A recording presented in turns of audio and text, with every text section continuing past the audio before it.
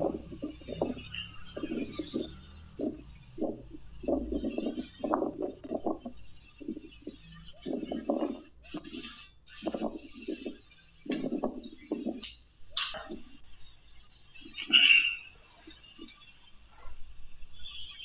is the HDLC system development life cycle? अब voice आ रही है?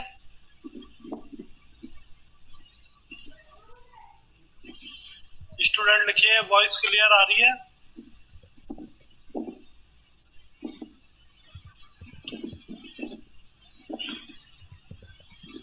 स्क्रीन विजिबल है?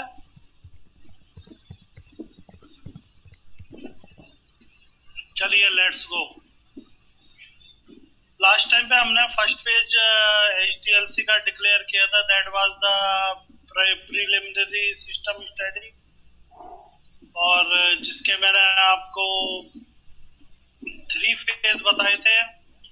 First one is the problem identification and project initiation, second background analysis, and third one is the inference और finding और system proposal. यहाँ तक किसी को डाउट, कुछ पूछना है?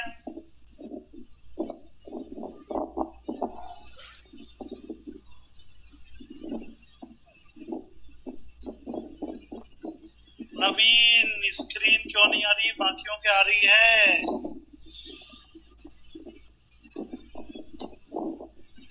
अवनीश कल क्लास में नहीं थे, क्या रिपीट करूं वो बताओ।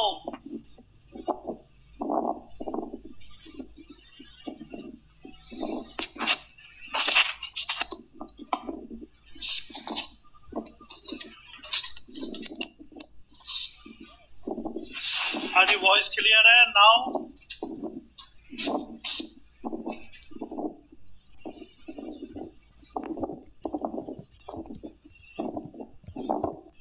पवन, कल तुमको सबसे ज्यादा बैकग्राउंड एनालिसिस ही समझाया था बेटा, फिर भी एक बार मैं बता रहा हूँ। और किसी को कुछ पूछना है?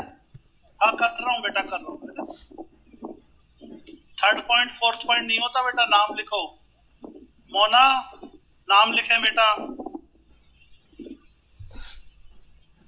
3rd पॉइंट मुझे नहीं पता कौन सा है।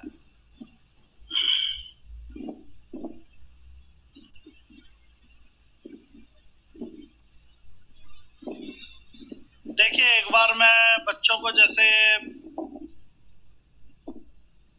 अभी अभी आप सो के उठे हो तो काफी कुछ भूल गए हो, तो एक बार मैं रिवाइज कर रहा हूँ। First is the problem identification and project initiation.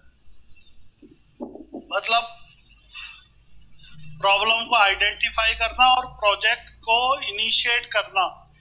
Initiate मतलब एक्सेप्ट करना है, रिजेक्ट करना है, इसका डिसीजन लेना।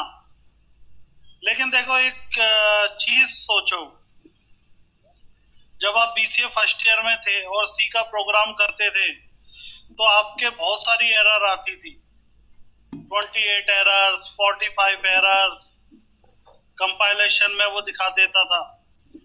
लेकिन बाद में जब आप एक्सपर्ट होते गए तो एरर कम आने लगी, लेकिन नई चीजें सीखते गए। सेम आपके problem identification and project initiation में होता है कि प्रॉब्लम को आइडेंटिफाई करना एंड प्रोजेक्ट को इनिशिएट करना। मतलब प्रोजेक्ट को देखना कि प्रोजेक्ट में क्या करना है। अपन 200-250 करोड़ का प्रोजेक्ट ऐसे ही नहीं ले लेते हैं। उसके लिए क्या जरूरी होता है बच्चों? उसके लिए जरूरी होता है कि जो बेसिक प्रॉब्लम है, बेसिक प्रॉब्लम पे एनालाइज किया जाए, रिसर्च किया जाए। अब आ रही है जो कुछ बच्चे पूछ रहे थे,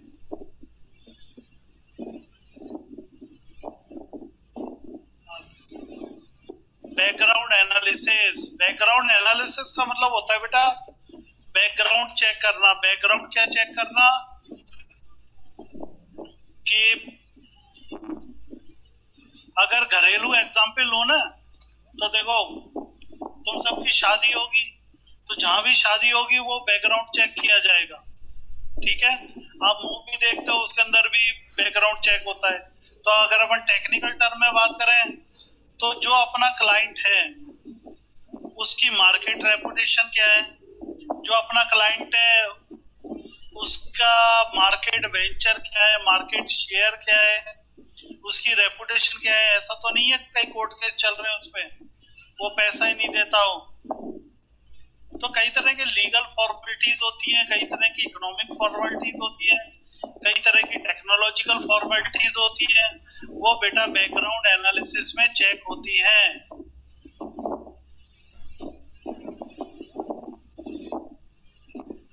क्लियर हुआ? दीपक रीस्टार्ट कर लो, तुम्हारा नहीं हो रहा था बेटा, क्लियर नहीं आ रहा था। हाँ जी, क्लियर हो गया।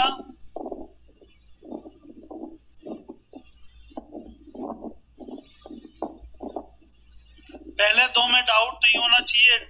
Problem identification and project initiation and background analysis लिखिए। क्लियर? Very good. अब आ जाइए थर्ड वन, इन्फ्रेंस और फाइंडिंग्स और सिस्टम प्रपोजल्स।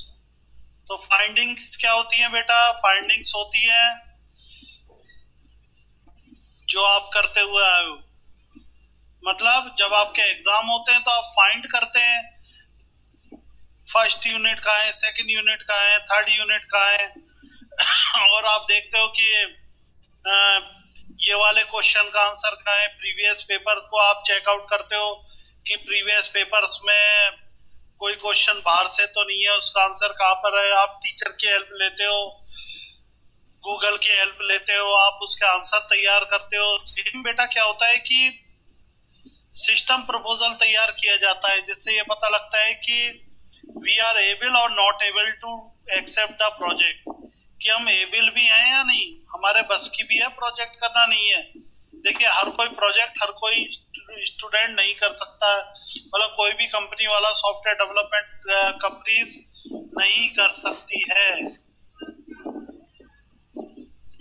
उसके लिए सिस्टम प्रपोजल की जरूरत पड़ती है। ठीक है? हाँ हाँ हाँ, आज नहीं होगी, आज और कल, ठीक है ना, मैं बोल देता। स्टूडेंट्स एक प्रवीण सर, एक बार आप भी बता दो ना, स्टूडेंट बैठे हुए हैं देखो। स्टूडेंट एक बार प्रवीण सर आपसे बात करना चाह रहे हैं, 2 मिनट है ना बेटा, फिर मैं कंटिन्यू करता हूँ। हेलो। हाँ स्टूडेंट्स, आप ध्यान दें, आज और कल, आज फ्राइडे और कल सैटरडे को मेरी क्लास नहीं हो पाएगी, ठीक है। आज और कल 2 दिन जावा की क्लास जो 9 से 10 होनी है वो क्लास नहीं हो पाएगी। Thank you.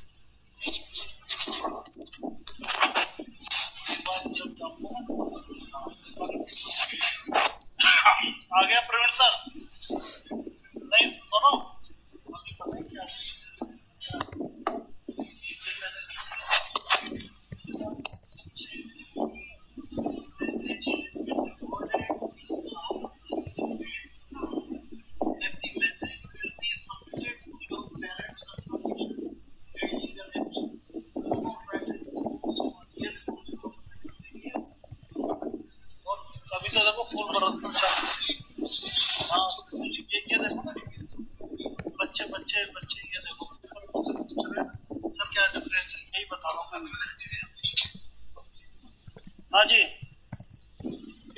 एक तो आपको पता चल गया होगा कि आपकी जो जावा की क्लास है वो आज और कल 2 दिन नहीं हो पाएगी, है ना। और अब मैं एक बार बेटा, बैकग्राउंड नॉइस कोई बंद नहीं कर सकता, ये मेरे हाथ में नहीं है ना। ये म्यूजिक है जो आपके लिए चल रहा है, एंजॉय करो। अब देखिए, अब बात कर रहे हैं अपन जो इन्फ्रेंस ऑफ फाइंडिंग और सिस्टम प्रपोजल की। तो सिस्टम प्रपोजल क्या होता है? जैसे आप लोगों ने बीसीए में आ गए हो, आपने अपना सीवी बनाना सीख लिया। सीवी बनाना आता है नहीं आता है?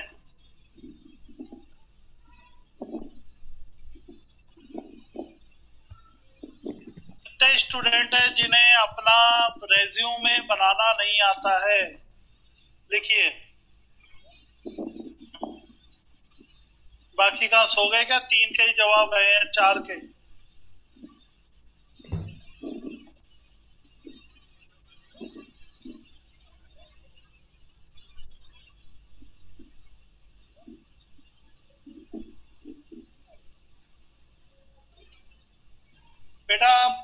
आपको नहीं आता है तो देखिए सीवी रेज्यूमे बनाने के लिए गूगल पे सीवी बिल्डर और कई सारी ऐप अवेलेबल है, वेबसाइट अवेलेबल है जहाँ पर टेम्पलेट रहते हैं। इसके अलावा आप MS वर्ड में भी टेम्पलेट रहते हैं, MS वर्ड के टेम्पलेट यूज कर सकते हो आप। इसके अलावा जो student how to make student resume, आप जैसे ही उसके अंदर डालेंगे उसके अंदर आपके टेम्पलेट आ जाएगा जिससे आप अपना CV बना सकते हैं। तो ध्यान रहे संडे में यही काम करना है, आप अपना रेज्यूमे तैयार रखें, कब जरूरत पड़ती है ना।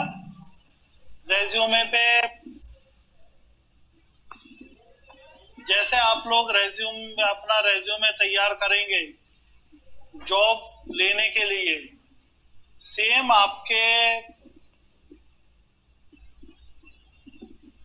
आपके सिस्टम प्रपोजल तैयार किया जाता है जिसके अंदर फाइंडिंग्स और इन्फ्रेंस इंक्लूड किए जाते हैं। जो सिस्टम प्रपोजल्स होते हैं, सिस्टम प्रपोजल्स में फाइंडिंग और इन्फ्रेंस इंक्लूड किए जाते हैं।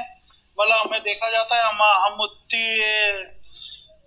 क्योंकि प्रॉफिट का पैसा तो हमें बाद में मिलता है, जो भी मनी या अमाउंट होता है वो बाद में मिलता है, तो हम उसका इन्वेस्ट कर सकते हैं या नहीं, हमारे पास में टेक्नोलॉजिकल एक्सपर्ट है या नहीं, और नहीं है तो हमें कितना क्या इसके अंदर इन्वेस्ट करना पड़ेगा, सैलरी कितनी देनी पड़ेगी, प्रोजेक्ट में कितने पर्सन्स को लगाना पड़ेगा, एक प्रोजेक्ट में वो कितने दिन काम करेंगे, हमारा बेनिफिट क्या होगा, कंपनी का बेनिफिट क्या होगा, फिर बोनस देते हैं तो क्या बेनिफिट होगा। इस तरह के कई सारी फाइंडिंग्स कंप्लीट की जाती है जिसको सिस्टम प्रपोजल बोला जाता है। हाँ जी, ये क्लियर हो गया सिस्टम प्रपोजल।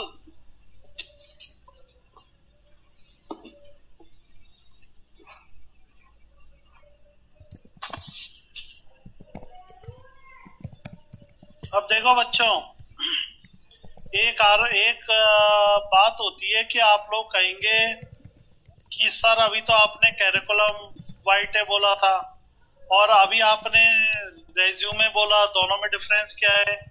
दोनों में ये डिफरेंस है बेटा कि जब अपन एजुकेशन कर चुके होते हैं या फिर एजुकेशन कर रहे होते हैं तो अपन, ये मैं नवीन 2 मिनट में बताता हूँ, है ना। देखिए रेज्यूमे में जब अपन जॉब नहीं करते हैं, अपने को कोई मार्केट एक्सपोजर नहीं होता है, मार्केट एक्सपीरियंस नहीं होता है, तो अपन रेज्यूमे तैयार करते हैं। जब अपन को जॉब करते हुए कहीं पे भी 2-4 साल हो जाते हैं तो अपन CV तैयार करते हैं, ये डिफरेंस होता है। अब नवेंद्र पूछ रहा है कि फाइंडिंग और प्रॉब्लम, हाँ CV केवल एक्सपीरियंस के बाद में ही CV बनता है, जबकि रेज्यूमे 10वीं 12वीं 10 12 graduation first year second year कभी भी आप बना सकते हैं।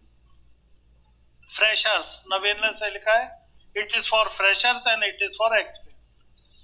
अब अपन बात करते हैं कि देखिए what is the problem identification.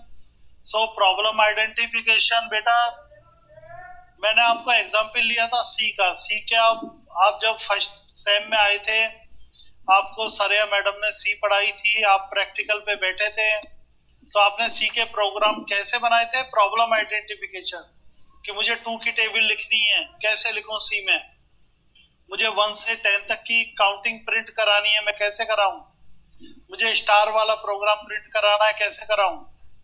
तो ये होता है प्रॉब्लम आइडेंटिफिकेशन।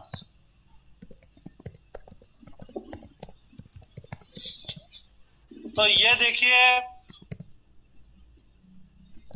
अभिषेक, बिना कमाए कुछ नहीं होता बेटा, पहले रेज्यूमे बनाओ, फिर CV बनाओ, फिर जरूरत पड़ेगी, ठीक है। तो देखिए प्रॉब्लम आइडेंटिफिकेशन की अगर अपन बात कर रहे हैं तो अपन सॉफ्टवेयर किस हिसाब से डेवलप करें। अभी सपोज कीजिए एक अगर अपन बात करते हैं कि सपोज कीजिए अभी BMB आपके किसी भी एक, जो जैसे बेकर्स स्टॉप है, बेकर्स स्टॉप अच्छा, थोड़ा धीरे बोलो, सिद्धार्थ कह रहा है थोड़ा सा धीरे बोलो, मतलब गैप दे दे के। देखो बेटा, सपोज कीजिए स्विगी है मार्केट में, जोमेटो है मार्केट में, है ना। अगर सपोज कीजिए आपको बेकर्स स्टॉप्स के लिए सेम सॉफ्टवेयर बनाना है, तो आप क्या करेंगे? क्योंकि आपको अगर मार्केट में रहना है तो आपको स्विगी से अच्छा ऐप मार्केट में लॉन्च करना होगा। तो उसके लिए प्रॉब्लम आइडेंटिफिकेशन, आपको प्रॉब्लम फाइंड आउट करनी पड़ेगी उनकी खुद की कंपनी में, बेकर्स स्टॉप में। दूसरी फाइंड आउट करनी पड़ेगी जो सॉफ्टवेयर चल रहे हैं कि स्विगी में या फिर जोमेटो में, इनमें क्या प्रॉब्लम आ रही है, वो it is known as the problem identification. And अगर अपन बात करें फाइंडिंग की, तो फाइंडिंग बेटा, फाइंडिंग यहाँ पर रिलेटेड है जो आपके सिस्टम प्रपोजल आप बनाओगे। तो आपको जैसे सपोज कीजिए आप कहते हो कि बेकर्स स्टॉप के लिए आप जो एक ऐप डेवलप करोगे, तो उसकी रिक्वायरमेंट क्या होगी, कितने का प्रोजेक्ट रखोगे आप। सपोज कीजिए कंपनी वाला कह रहा है कि आप ये 1 करोड़ में तैयार करके दीजिए, लेकिन आप देखते हैं कि यार ये तो 4 करोड़ से कम पे नहीं होगा, तो वो कहलाएगा आपके सिस्टम प्रपोजल, जिसमें आप मेंशन करोगे। फिर आप कहोगे कि हमें बेकर्स स्टॉप में एक आईटी डिपार्टमेंट बनाना है जिसका खर्चा करीब 10 लाख रुपीस आएगा, जिससे कि हम जो भी डेटाबेस है उसको वहीं से मैनेज कर सके हमारा आदमी। तो वो बेटा सारे की सब जितने भी पॉजिटिव नेगेटिव एडवांटेज डिसएडवांटेज होते हैं, डिस्क्रिप्शन होते हैं, एनालिसिस होते हैं, वो आपके प्रपोजल में आते हैं। जब आप सिस्टम प्रपोजल बना के क्लाइंट को दोगे तभी आपका एग्रीमेंट साइन होगा। Without system proposal agreement sign नहीं होगा।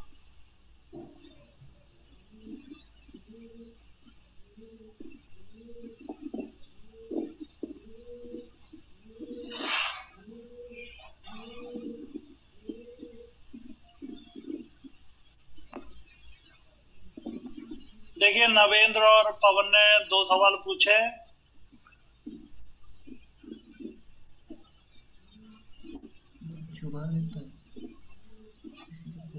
देव, तुम्हारी बात मैं समझ रहा हूँ बेटा, जो मैं कर सकता हूँ मेरे हाथ में वो कर रहा हूँ ना। अब देखिए, नवेंद्र कह रहा है problem identification is the finding objective and finding is the conclusion and analysis of the problem. हाँ, ये आप कह सकते हैं, क्योंकि प्रॉब्लम में हम फाइंडिंग्स कर रहे हैं कि क्या प्रॉब्लम है और उसके अकॉर्डिंग ऑब्जेक्टिव बना रहे हैं। जबकि अपन जो सिस्टम प्रपोजल दे रहे हैं, सिस्टम प्रपोजल्स में एक कंक्लूजन डाल रहे हैं और हमारी रिक्वायरमेंट, इसके अंदर बेटा रिक्वायरमेंट भी आएगा। ये जो आपने एनालिसिस किया है ना, तो conclusion and requirement analysis. Okay sir. अब पवन का सवाल देखा जाए कि अगर कोई प्रोजेक्ट चुरा लेता है, बेटा पहली बात तो देखिए, चुराने वाला कोई बाहर का नहीं है। सेकंड चीज कि प्रोजेक्ट चुराना इतना आसान नहीं होता है। सॉफ्टवेयर क्यों नहीं होता है?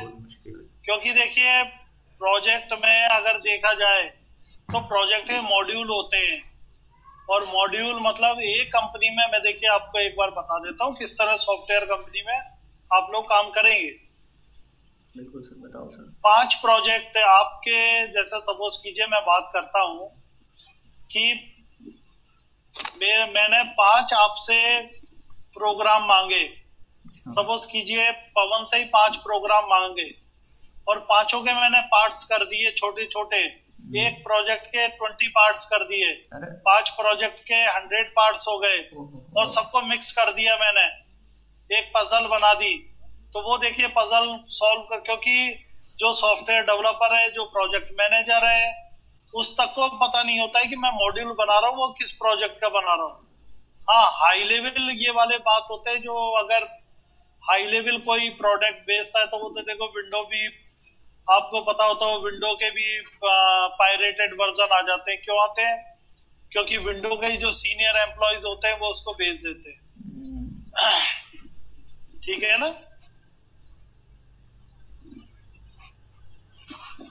देखिए, एक आप इंटरेक्ट करते हो, बहुत अच्छा लगता है और ऐसा लग रहा है कि जैसे प्रैक्टिकल क्लास में पढ़ा रहा हूँ। नवीन पूछ रहा है कि सर आपको मिला है क्या कभी प्रोजेक्ट?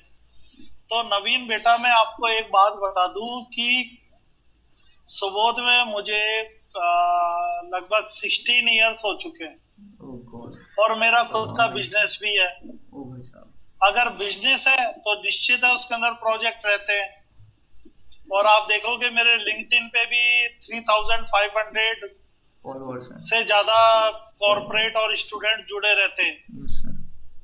तो इस कारण बता रहा हूँ बेटा कि ये अपन बाद में बात करेंगे किस चीज का बिजनेस है। कभी क्लास खुलेगी तो मैं आपको वहां पर अपन एक लंबा डिस्कशन है वो सारा बता दूंगा, जिससे आप भी जीवन में सफल बन सको, है ना?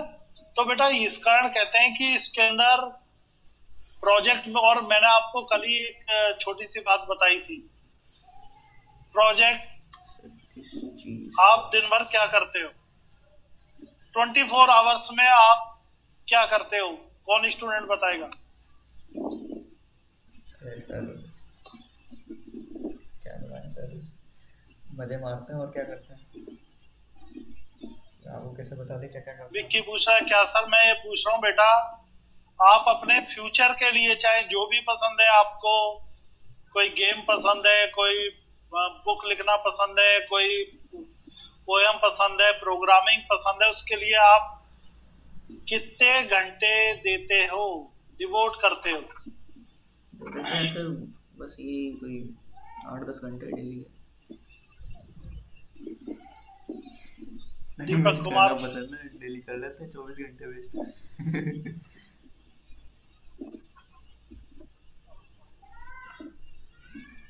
अच्छा, पबजी।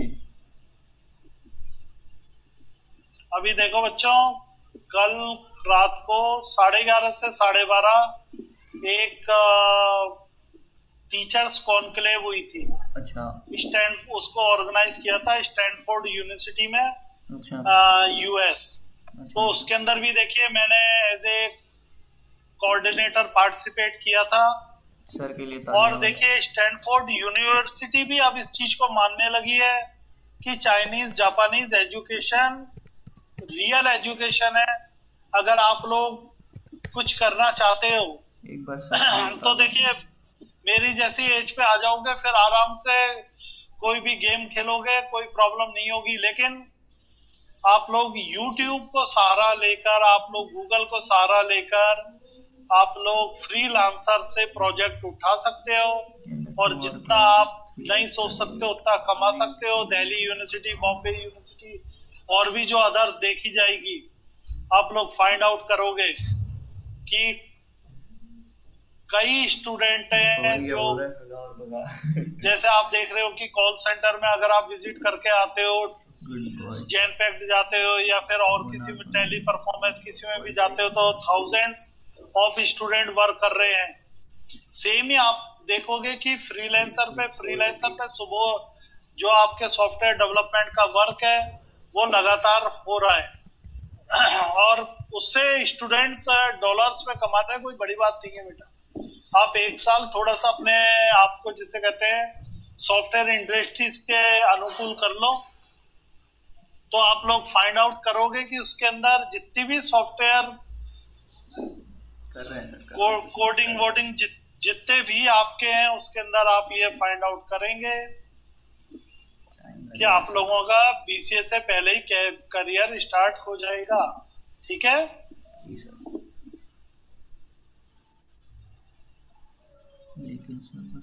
अब देखिए आज चलिए आपको एक मैं कल बता रहा था कि गाइडेंस मिल जाता तो सही रहता। एक मैं आज आपको कैसे करें बेटा, फ्रीलांसर पे 2800 का रजिस्ट्रेशन होता है। फ्रीलांसर ओपन करो, अकाउंट बनाओ और उसके बाद में आप उसके अंदर आप, लेकिन पहले आप एक टेक्नोलॉजी पे महारत हासिल कर लो। और टेक्नोलॉजी का महारत हासिल करने का क्या मतलब है? मास्टर्स। लिखो बच्चों, आपको एक्सपर्ट कब माना जाएगा? You can solve any problem in that. बेटा आपको एक्सपर्ट जब माना जाएगा जब आप पेमेंट गेटवे यूज नहीं, एमसीए से कोई मतलब नहीं है। ये डिग्री आप एमसीए लो, एमटेक लो, पीएचडी लो, डीलिट लो, 40-45 साल 50 साल तक खूब डिग्री अवेलेबल है। जब आपको किसी भी लैंग्वेज के थ्रू पेमेंट गेटवे यूज करना आ जाएगा, जैसे आप स्विगी पे करते हो, अमेजोन पे करते हो, सेम आपको वर्क आ जाएगा। आप समझ लेना आपके करियर के दरवाजे खुल चुके हैं और आप बहुत ज्यादा तरक्की करोगे। अब देखिए अपन बात करते हैं कि आपके पास में कौन कौन से रास्ते अवेलेबल हैं। ठीक है, अब मैं आपको एक आपके जो पाथवे आपको एक बार बता देता हूं बेटा। फर्स्ट आपका फील्ड आता है जो इजी जॉब प्रोवाइडिंग है। अगर आपको इजी जॉब चाहिए तो देखिए, ये आपको करियर ऑप्शन के बारे में बता रहा हूं बेटा, है ना।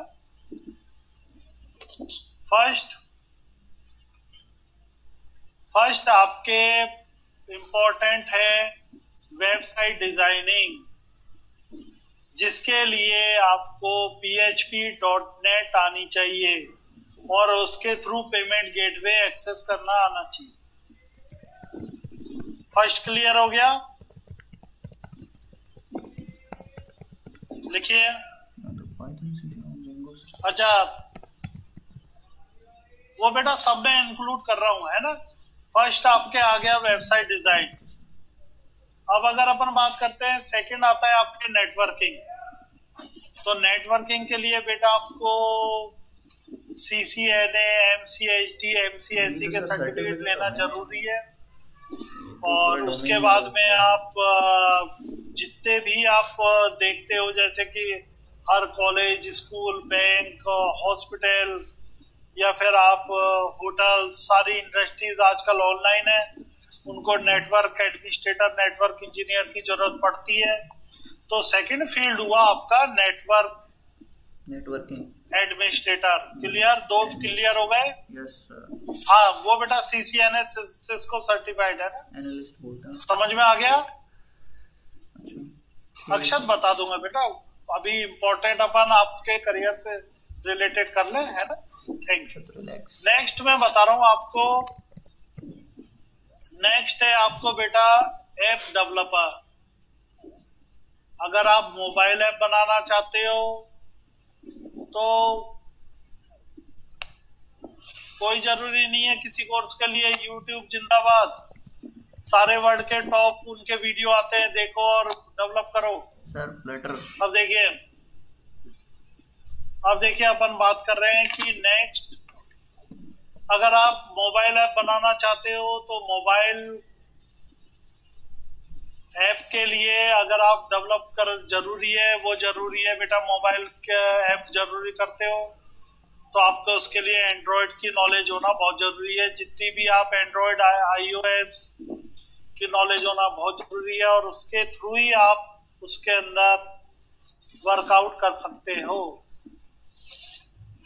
ठीक है जी सर। 3 क्लियर हो गए? एक एक करके बता रहा हूँ बेटा, है ना। सर वैसे फ्लटर अच्छा ऑप्शन है अभी आज के डेट में, इसमें जावा भी नहीं सीखनी पड़ती। 3 क्लियर हो गए? जी सर। अब चौथा आ जाओ। चौथा आता है आपके कि आप DBMS में जाएं, डेटाबेस एडमिनिस्ट्रेशन। UI तो सर वो हो गया। तो देखिए, इंटरफेस वाला काम है, डिजाइनिंग। अगर अपन डेटाबेस के बारे में सोच रहे हैं तो उसके लिए ओरेकल का DBA करना जरूरी होता है, और DBA की पोस्टिंग के लिए आपको बहुत अच्छा पैकेज मिलता है। शुरू में ही आपको बहुत अच्छा पैकेज मिल जाएगा। DBMS डेटाबेस एडमिनिस्ट्रेटर का क्या वर्क होता है, जैसे आपका जो भी डेटा होता है वो सारा कहाँ जाके स्टोर हो रहा है, कोई क्वेरी हो रही है, वो सारा बेटा आजकल डेटाबेस एडमिनिस्ट्रेटर को data mining administrator, data warehousing administrator, cloud administrator, big data administrator भी कहते हैं। पहले DBMS चलता था, आजकल big data and cloud technology पे वर्कआउट हो रहा है, जिसे डेटा साइंस कहा जाता है। ठीक है, तो आप इसके अंदर भी अपना करियर बना सकते हैं। इसके लिए आपको SQL PSQL की बहुत अच्छी नॉलेज होनी चाहिए और आप DBA का कोर्स कर सकते हैं। एक देखिए आया था कि UI UX में अगर आप यूजर इंटरफेस और यूजर एक्सपीरियंस में करियर बनाना चाहते हो तो भी आपका एंगुलर JS और आपके कई तरह के आपके इसके अंदर अवेलेबल है। .NET PHP में भी हो जाता है, एंड्रॉइड में भी हो जाता है, UI UX आपके इसके अंदर भी हो जाता है। ठीक है, एक आता है आपके, अब देखिए अब बात करते हैं अपन कोडिंग की। नेक्स्ट होता है कोडर। कोडर बहुत अच्छी जॉब होती है, बहुत उसका प्लेटफॉर्म बहुत अच्छा होता है, लेकिन बेटा इसके लिए पहले ही बता दूं, कंफ्यूज मत होना। अगर आप लोग कोडिंग में जाना चाहते हो, कोर प्रोग्रामिंग में जाना चाहते हो, तो आपके 5 चीजें टिप्स पे होनी चाहिए। जावा से कुछ फर्क नहीं पड़ेगा।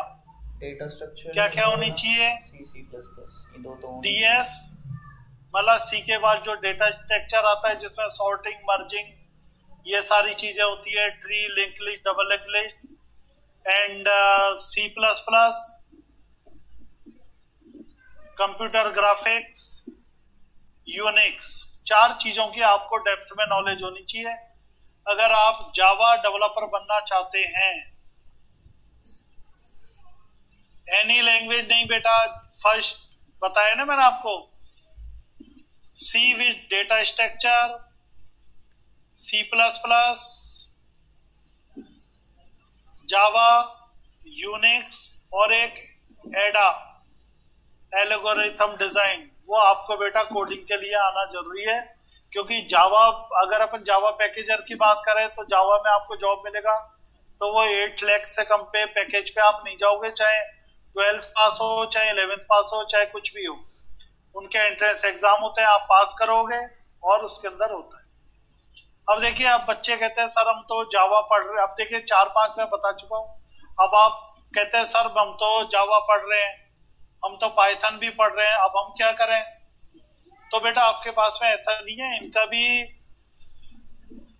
कई ऑप्शन होते हैं, मैं बता देता हूँ। पहला तो देखिए, अगर आप साइबर सिक्योरिटी फील्ड में जाना चाहते हो, आजकल आपने खूब हॉलीवुड, बॉलीवुड, टॉलीवुड मूवी देखी होंगी साइबर क्राइम वाली, जिसके अंदर वो पता चलता है वेबसाइट हैक कर लेता है। रोज पढ़ते हो चाइना हमारी 150 ऑफिशियल की साइट हैक कर रहा है, तो आपका भी मन करता होगा कि सॉफ्टवेयर हैकिंग में हम जाएं। तो उसके लिए आपको पाइथन की बहुत अच्छी नॉलेज होनी चाहिए। इसके अंदर पाईचार, मानाकोंडा और इस सब पे काम आना चाहिए आपको। और इसके अलावा फिर जो हैकिंग टूल्स है, हैकिंग टूल्स की आपको नॉलेज लेनी पड़ेगी। ये मैं बता रहा हूँ बेटा, थोड़ा तसल्ली रखो, एक एक करके बता रहा हूँ, है ना। अगर आप हैकर नहीं बनना चाहते, सर मैं हैकर नहीं बनना चाहता, फिर मैं क्या कर रहा हूं, तो आप आ जाओ एंड्रॉइड डेवलपमेंट पे, iOS डेवलपमेंट पे। आजकल तो .NET ने भी ये प्लेटफॉर्म प्रोवाइड कराने शुरू कर दिए हैं, एंड्रॉइड और इसके।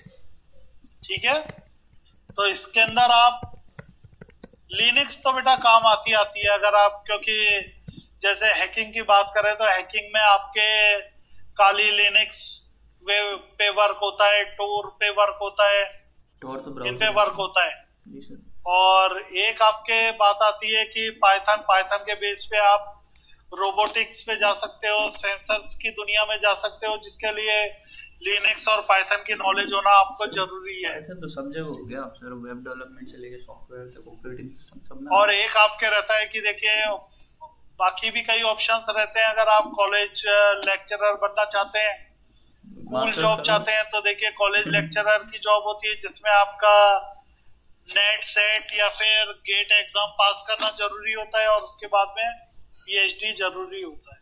तो नेट सेट या गेट के बाद में आपकी जॉब लग जाती है, बाकी आप कर सकते। डेटा साइंस का भी कुछ बता दो। अब देखिए ये एक अर्पित ने सवाल पूछा, बाकी तो कई बच्चे पूछ रहे हैं। अभी आप कोशिश करता हूँ जवाब देने का कि नहीं हायर होता है ना कॉन्ट्रैक्ट से कि सर ये फ्रीलांसर से बग काउंटिंग होता है क्या? जो आपके बग फाइंडिंग होती है बेटा, आप आजकल हर कोई आपको सोर्स कोड दे रहा है। और अपने एक स्टूडेंट था जिसका नाम अखबार में भी आया था, उसने फेसबुक और गूगल के बग्स ढूंढे थे, उसको एक बार 12 लाख मिले थे और एक बार करीब 10 लाख रुपीस उसको एक बार फेसबुक ने दिया था, एक बार 12 लाख रुपीस उसको गूगल ने दिया था। क्योंकि गूगल फेसबुक ये सारे सोर्स कोड अवेलेबल कराते हैं। सोर्स कोड में आप बग फाइंड आउट करके जैसे ही उनको मेल करेंगे उनकी डेवलपमेंट टीम को, आपको रेन्यूमरेशन अवार्ड दे दिया जाता है। ठीक है। अब देखिए आप लोग कह रहे हैं कि सर ये अगर हमें एथिकल हैकिंग करनी है तो हमारे लिए कौन सा कोर्स, कोई जयपुर में अच्छा इंस्टीट्यूट है या नहीं, या फिर सर सैलरी डेटा साइंटिस्ट की होती है उसका भी कुछ बता दो, या हम क्या कर सकते हैं।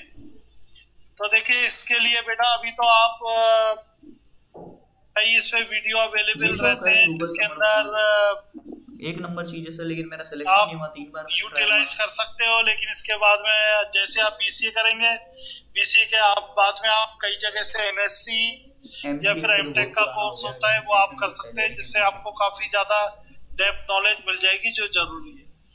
अब देखिए अभिषेक ने पूछा था सर जीओसी के बारे में बताओ। देखिए गूगल समर ऑफ कोड, तो देखिए गूगल समर ऑफ कोड ये टेक्नोलॉजी होती है जिसके अंदर आपके ओपन सोर्स प्रोवाइड किए जाते हैं, जिससे कि नई आप गूगल मार्केट को समझ सको, गूगल कोडिंग को समझ सको, गूगल के थ्रू नई ऐप आप डेवलप कर सको।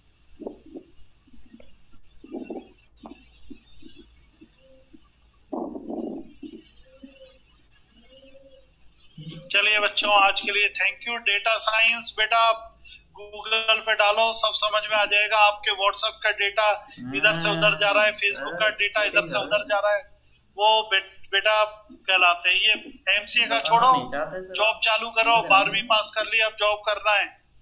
पीसी होते होते जॉब लग जानी चाहिए, यही टारगेट होना चाहिए आपका। थैंक यू बेटा, थैंक यू वेरी मच। बाकी क्वेश्चन अगली बार के लिए तो रखे यार, है ना? ओके सर, कोई दिक्कत नहीं। Thank you. Okay sir.